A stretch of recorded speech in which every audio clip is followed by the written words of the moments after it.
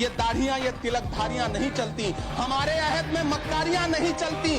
दिलों को हम कबीले वालों के दिल जोड़िए मेरे सरदार, सरों को काट के सरदारियां नहीं चलती।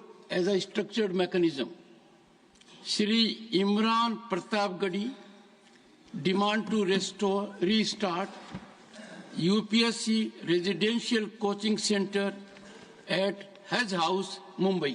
धन्यवाद सभापति महोदय। मैं आज इस सदन में खड़ा होकर हाशिए पर मौजूद देश के लाखों एससी, एसटी और माइनॉरिटी के छात्रों की तरफ से यूपीए की चेयरपर्सन रही श्रीमती सोनिया गांधी जी और पूर्व प्रधानमंत्री डॉक्टर मनमोहन सिंह साहब को सैल्यूट करूंगा, जिनकी कोशिशों से सच्चर कमेटी की सिफारिशों के बाद 2009 में कोचिंगों के अभाव में प्रतियोगी परीक्षाओं में हिस्सा न ले पाने वाले एससी, एसटी और माइनॉरिटी के छात्रों के लिए रेजिडेंशियल कोचिंग एकेडमी शुरू की गई थी। डॉक्टर भीमराव अंबेडकर यूनिवर्सिटी, मानू हैदराबाद, एएमयू अलीगढ़, जामिया हमदर्द और जामिया मिल्लिया यूनिवर्सिटी में दूर दराज गांव से आने वाले बच्चों ने महंगी यूपीएससी कोचिंगों के बजाय भारत सरकार की रेजिडेंशियल कोचिंग एकेडमी में एडमिशन लेना शुरू किया और उनके प्रतियोगी परीक्षाओं में जाने के सपने पूरे होने लगे। इसी से प्रभावित होकर मुंबई के हज हाउस में 2009 में एक कोचिंग सेंटर शुरू किया गया, जिसके लिए सरकार से कोई फंड नहीं लिया गया, बल्कि हाजियों के रजिस्ट्रेशन फीस और सर्विस चार्जेस से बनने वाले हज कमेटी के कॉर्पस के एक हिस्से से इसे शुरू किया गया। तकरीबन 10 साल शानदार तरीके से चलने वाले इस कोचिंग सेंटर के रिजल्ट भी बढ़िया रहे। कई आईएएस दिए, आईपीएस दिए, महाराष्ट्र की स्टेट सर्विसेज में बच्चे सेलेक्ट होने लगे।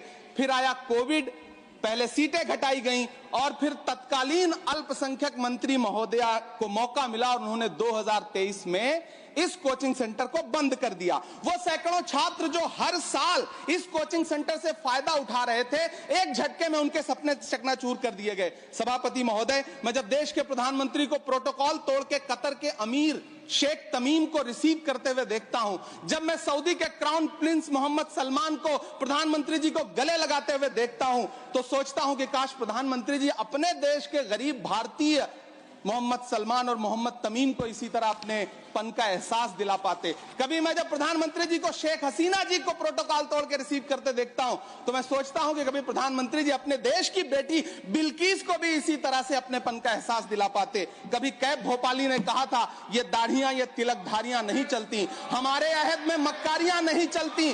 दिलों को हम कबीले वालों के दिल जोड़िए मेरे सरदार, सरों को काट के सरदारियां नहीं चलती। सभापति महोदय, मेरा अल्पसंख्यक मंत्रालय से अनुरोध है कि हाजियों के पैसे से चलने वाले हज हाउस कोचिंग के कोचिंग सेंटर को फिर से शुरू किया जाए। न सिर्फ शुरू किया जाए बल्कि उसकी सीटें भी बढ़ाई जाएं। जब पैसा सरकार को नहीं देना है बल्कि हाजियों का जो कॉर्पस सैकड़ों करोड़ रुपए के रूप में इकट्ठा है, उससे इसको चलना है कोचिंग सेंटर को, तो फिर इस कोचिंग सेंटर को चलाने में और देश के बाकी हज हाउसेज में इसे शुरू करने से सरकार को परेशानी क्या है। मेरा अनुरोध है, यहाँ मंत्री महोदय बैठे हैं अल्पसंख्यक मंत्री, कि कृपया संज्ञान लें। देश के लाखों छात्र आपसे गुजारिश कर रहे हैं।